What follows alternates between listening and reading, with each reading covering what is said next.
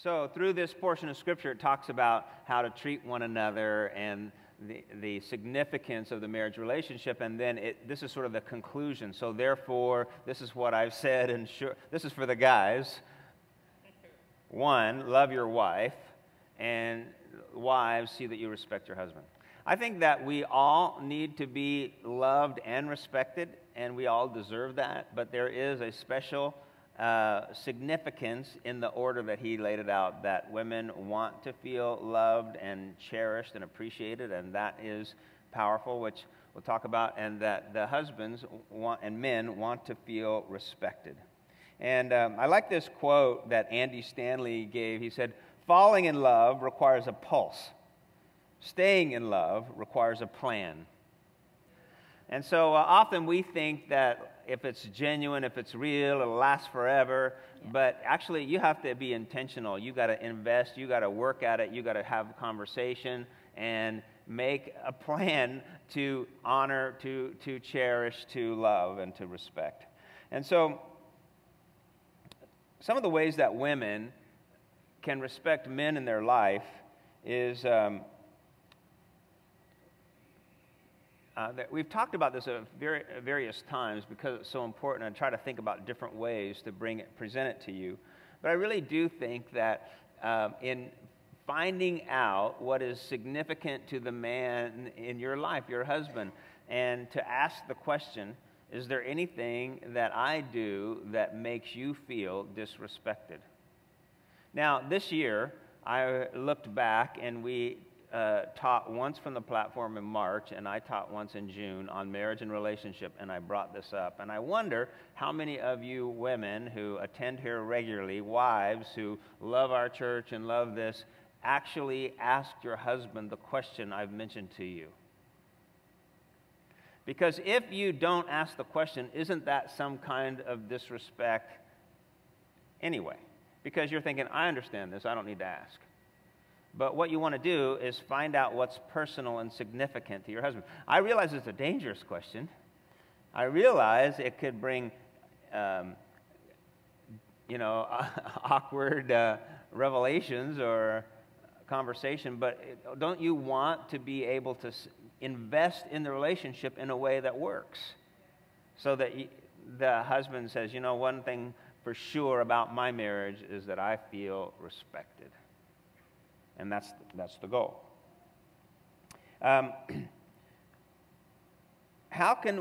ask the question a couple things. How can I convey respect to my husband because I do respect him and I want to be effective at it? The other question is, maybe your relationship is breaking down and you don't respect him very much, or he's done something that you don't respect. And then how do I show respect to someone like that to restore and repair? It could be a little bit different conversation.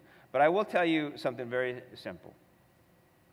People are drawn to each other by how they feel about themselves when they're with you. So think about that.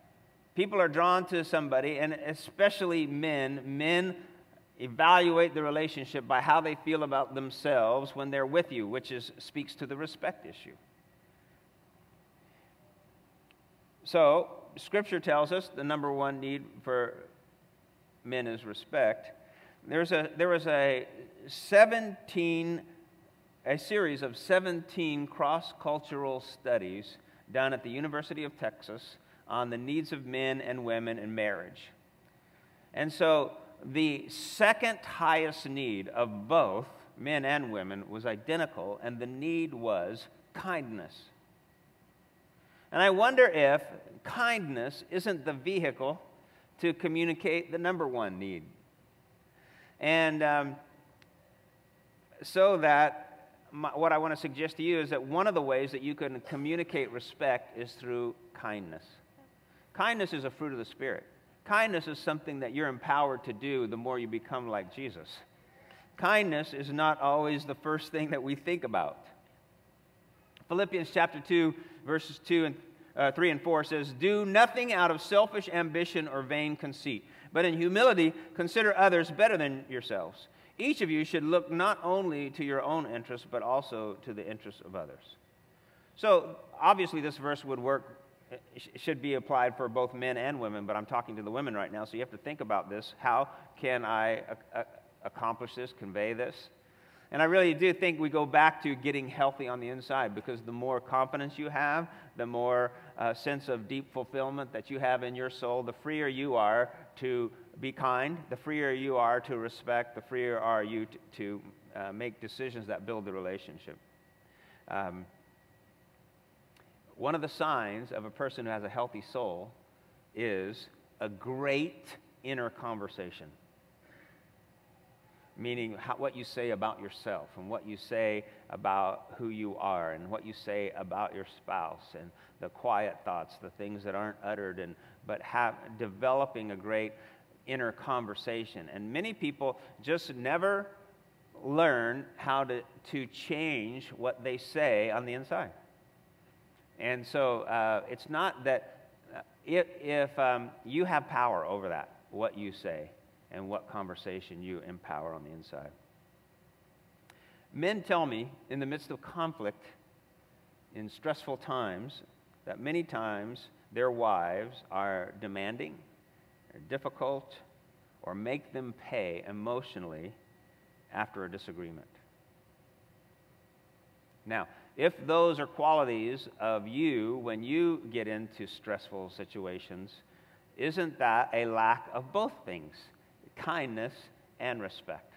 So the tension is to figure out how to demonstrate this kind of respect that the Scripture is talking to us about. But I would just say to you, kindness is an expression of real interest in others, a real interest in what moves them, what makes them who they are, how they're changing, how they're different since you first met them or since you first had conversations. Kindness is an expression of real interest. And so therefore respect is an expression of real interest in somebody.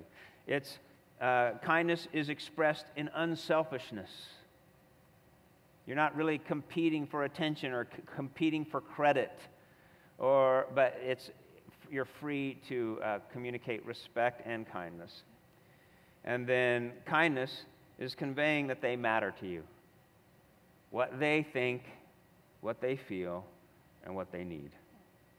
A person who can give unselfish love, unselfish kindness, unselfish respect, is an attractive person and draws others to them. So that'll be my thoughts. What do you have that you'd like to bring?